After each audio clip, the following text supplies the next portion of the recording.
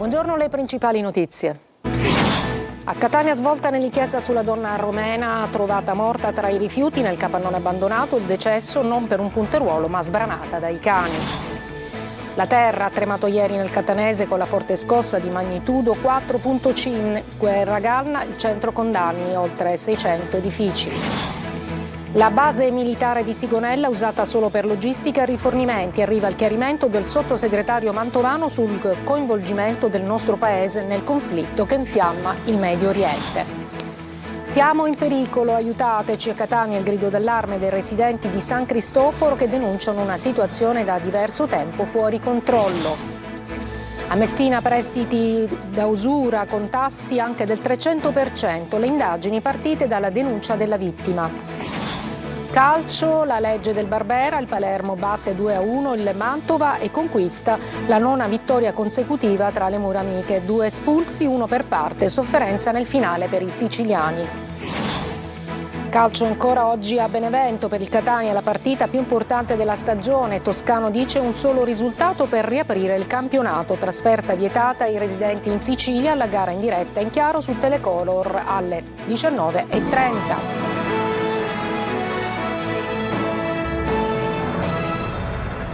Buongiorno, benvenute e benvenuti. Un'ultima ora dell'Ansa perché c'è un'operazione della Guardia di Finanza che ha eseguito un'ordinanza del Tribunale che dispone l'amministrazione giudiziaria per un'azienda siciliana. Il blitz in 4 province: Catania, Palermo, Siracusa e Parma. L'operazione fa riferimento al sequestro di diversi panetti di droga nel 2023 trovati nella zona industriale e nel 2025 al porto di Catania. Maggiori aggiornamenti ve ne daremo nelle prossime edizioni del nostro telegiornale. Intanto sempre restiamo a Catania perché potrebbe essere morta sbranata dai cani e l'ipotesi che ha preso piede sul decesso della romena di 36 anni trovata senza vita nell'edificio abbandonato dell'ex sede del Consorzio Agrario. Sentiamo Orazio Longo.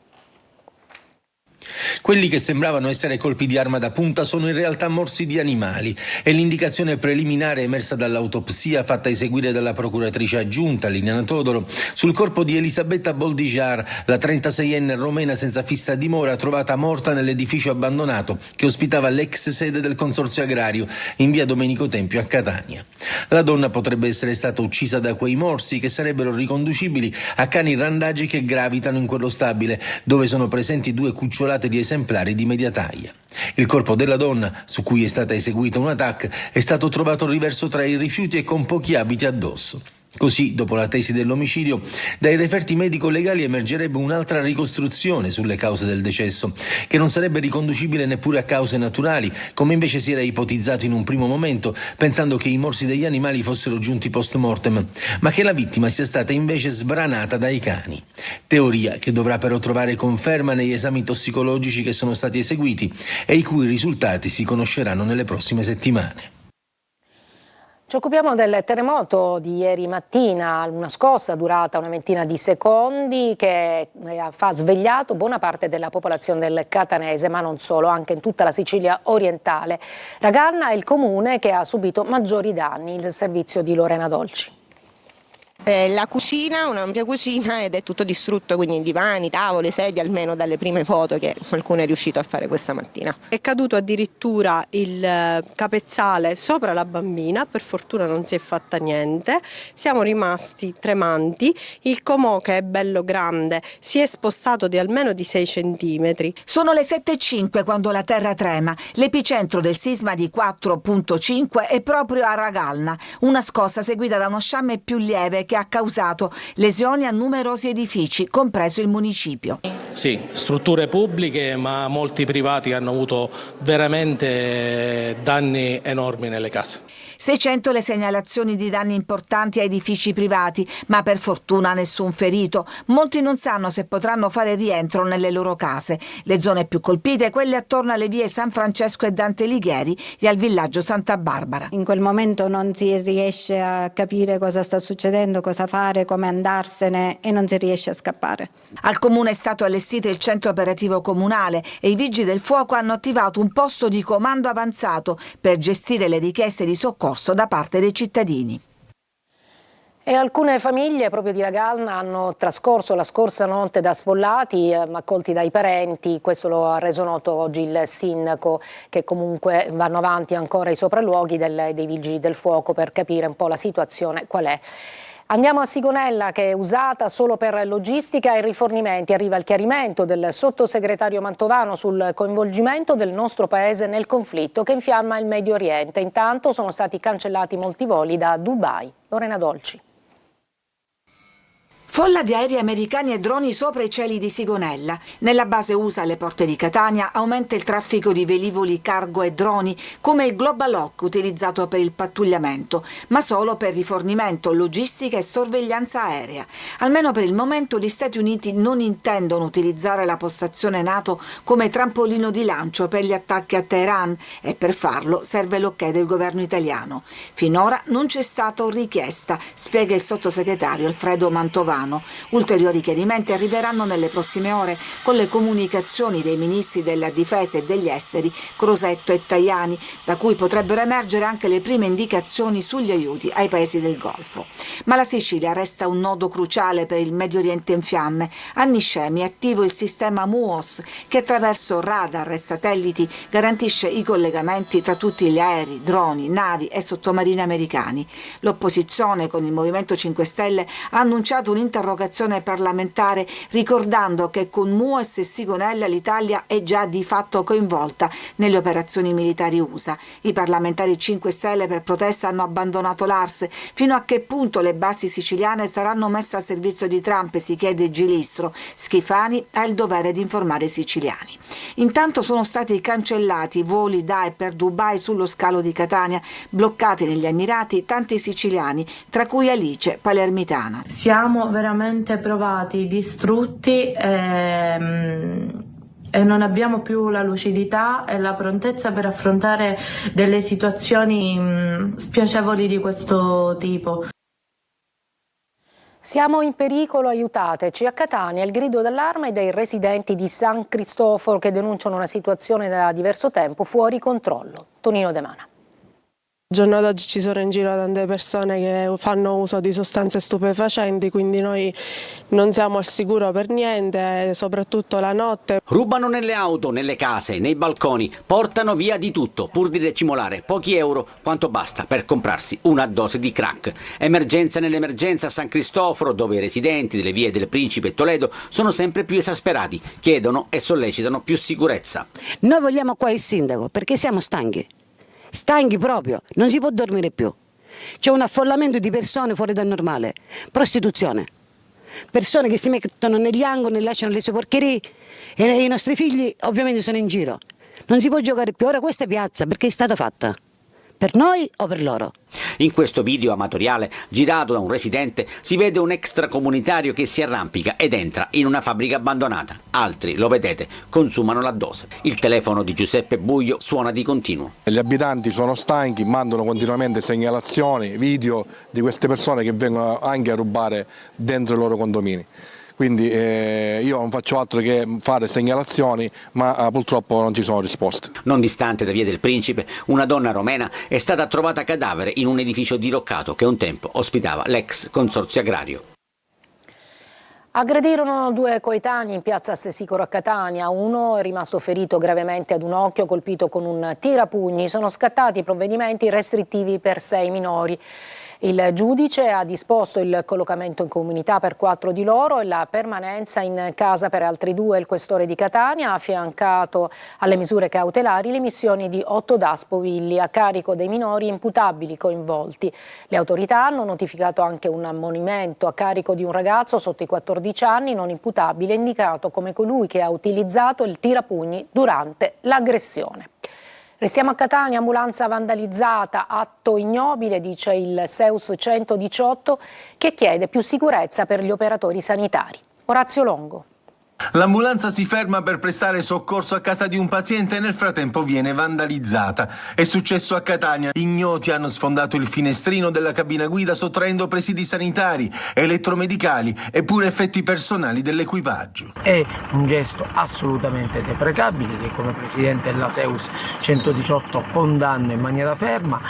anche perché ricordiamo alla comunità quello che è il ruolo delicato che compiono ogni giorno, ogni ora, ogni minuto questi angeli del soccorso, che meritano rispetto e non gesti di questo tipo. Oltre alla solidarietà per gli operatori coinvolti, dal 618 la richiesta che si assicuri una maggiore tutela e protezione del personale e dei mezzi di emergenza che intervengono in contesti complessi e spesso difficili. A Messina prestiti a usura con tassi anche del 300%, le indagini partite dalla denuncia della vittima. Francesco Triolo. Le immagini riprendono la consegna della rata del prestito ad usura in contanti. È lì che la squadra mobile di Messina fa scattare uno dei 5 arresti nell'ambito di un'indagine per usura coordinata dalla Procura e dalla Direzione Distrettuale Antimafia. Un'inchiesta avviata da tempo e che ha portato già agli interrogatori preventivi lo scorso 16 febbraio. Adesso 4 indagati sono finiti ai domiciliari, mentre per un quinto è stato applicato l'obbligo di presentazione alla polizia giudiziaria. Svelati più episodi di usura in città dopo la denuncia di una vittima che avrebbe riferito i diversi rapporti di prestito a condizioni gravose, fornendo dettagli sui creditori, sulle somme ricevute e sugli importi già versati o ancora dovuti, con tassi annui sino al 300%. Tra gli indagati un 51enne messinese che secondo l'accusa avrebbe approfittato dello stato di bisogno della vittima, lo stesso per un 55enne sempre di Messina. Il rapporto, inizialmente presentato come un prestito amichevole, sarebbe stato poi ricondotto dagli investigatori ad una condotta di natura usuraria. Ulteriori episodi sono stati contestati ad un 47enne, un 42enne e un 30enne che avrebbero concesso somme di denaro alla stessa vittima, pretendendo la restituzione di importi superiori con tassi ben oltre la soglia prevista dalla legge e ricorrendo in alcuni casi a minacce per ottenere i pagamenti. Una breve pausa e poi ci occuperemo purtroppo ancora di suicidi in carcere avvenuto ad Agrigento.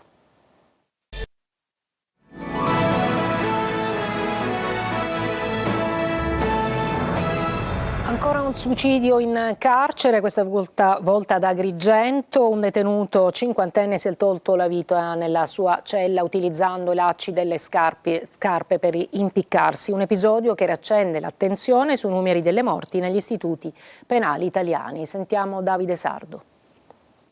Tragedia nel carcere di Agrigento. Un detenuto 50enne della provincia di Caltanissetta si è tolto la vita nella sua cella usando i lacci delle scarpe. Gli agenti della polizia penitenziaria hanno tentato di salvarlo chiamando l'ambulanza e praticando la rianimazione. Non c'è stato nulla da fare. È l'ennesimo suicidio nelle carceri italiane, un dramma che riporta al centro dell'attenzione la salute mentale dei detenuti e le condizioni di vita negli istituti di pena. Secondo il garante nazionale dei detenuti, le carceri italiane sono sempre più affollate. Oggi ospitano 62.841 persone, con un aumento del 16,9% rispetto al 2021. I decessi totali sono stati 254. Crescono le morti per cause da accertare, passate da 15 a 50 casi. In calo invece i suicidi, da 83 a 76, e le morti naturali, da 142 a 125.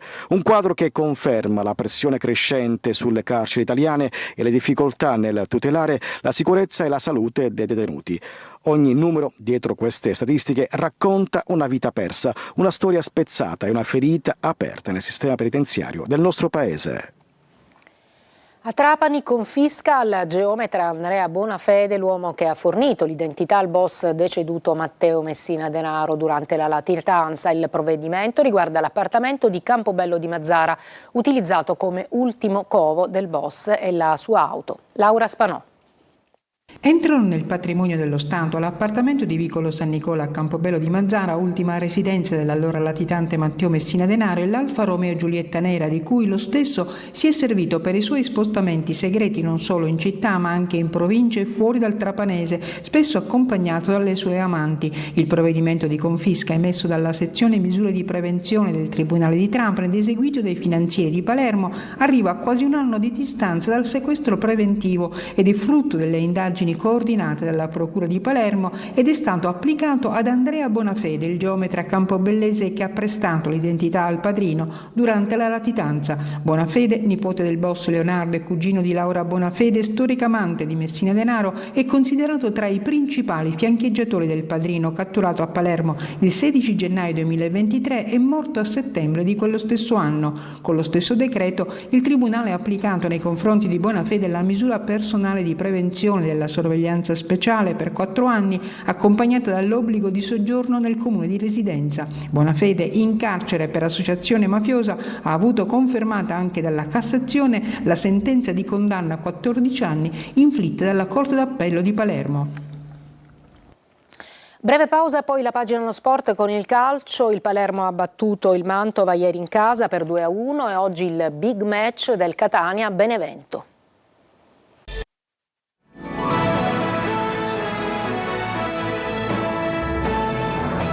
Eccoci al calcio, la legge del Barbera, il Palermo batte 2-1 il Mantova e conquista la 9ª vittoria consecutiva tra le mura amiche. 2 espulsi, 1 per parte, sofferenza nel finale per i siciliani. Marco Gullà. Il Palermo torna in carreggiata, batte 2-1 il Mantova, conquista la 9ª vittoria consecutiva al Barbera e mette dentro 3 punti che lasciano accesa la speranza della promozione diretta. Rosanero che adesso accorciano nei confronti del Frosinone terzo, un solo punto di distanza dalla coppia di Vetta, Monza e Venezia. I punti invece di distacco sono 6. Vittoria doveva essere, vittoria è stata ieri sera per gli uomini di Inzaghi che dopo un primo tempo dominato e in vantaggio per 2-0 e con l'uomo in più per l'espulsione di Zuccon del Mantova, nella ripresa si sono però complicati la vita. L'ingresso di Blen al posto di Ranocchia ha sfaldato i siciliani. Il francese l'ha combinata grossa, con espulsione e rigore concesso al Mantova, ma riavvolgiamo il nastro. La squadra di Inzaghi è entrata in campo con grande convinzione e decisa appunto a indirizzare immediatamente la gara. E infatti la rete di Ranocchia, arrivata dopo nemmeno 2 minuti sul cronometro, ha agevolato la conduzione della gara. Destro telecomandato del centrocampista e palla in rete. Il Palermo gioca benino ma non riesce a chiuderla, così al 32esimo i virgiliani rimangono in 10 uomini. Ingenuità clamorosa di Zuccon, già ammonito, che rimedia il secondo giallo e lascia i suoi in inferiorità numerica. Al 38esimo il raddoppio rosanero firmato dal solito Poyampalo. Il finlandese approfitta di un assist delizioso di Palumbo e con una zampata sottoporta batte Bardi.